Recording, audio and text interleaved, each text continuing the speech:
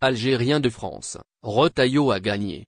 Sa nouvelle mesure brutale validée, le paysage législatif français vient de connaître une transformation significative à la suite du vote au Sénat, le lundi 12 mai, d'un texte défendu par le ministre de l'Intérieur Bruno Retailleau, visant à retirer aux associations leur mission d'assistance juridique dans les centres de rétention administrative, CRA. Cette mesure initiée par Retailleau, adoptée à 227 voix contre 113, aura des conséquences concrètes sur les conditions d'accueil des étrangers en instance d'expulsion, notamment les Algériens, nombreux à résider en France sans titre de séjour régulier et donc particulièrement concernés par le placement en CRA. La France, à travers cette décision portée par Retailleau, modifie profondément l'accès aux droits pour les étrangers retenus, y compris les Algériens, en transférant cette mission autrefois déléguée à 5 grandes associations parmi lesquelles France Terre d'Asile, la CIMAD, Forum Réfugiés à l'Office français de l'immigration et de l'intégration, OFII,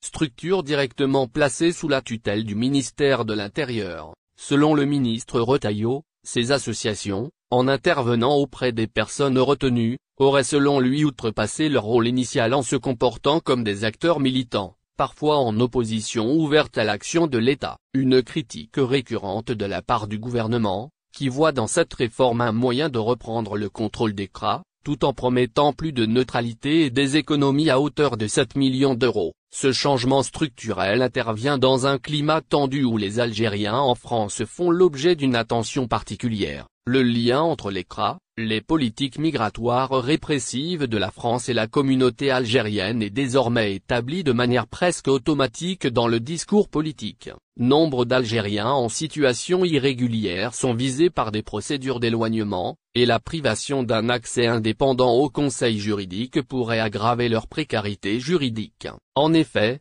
les CRA ne sont pas seulement des lieux de rétention temporaire, mais aussi des espaces où l'exercice des droits est souvent difficile sans accompagnement. Retailleau, figure de proue de la droite, a justifié ce recentrage sur l'État par la nécessité de rationaliser les dépenses publiques et d'assurer une meilleure efficacité de l'action administrative. La mission de conseil juridique serait ainsi désormais partagée entre l'OFII pour l'information générale et les avocats pour l'assistance juridique spécifique, excluant de fait les associations.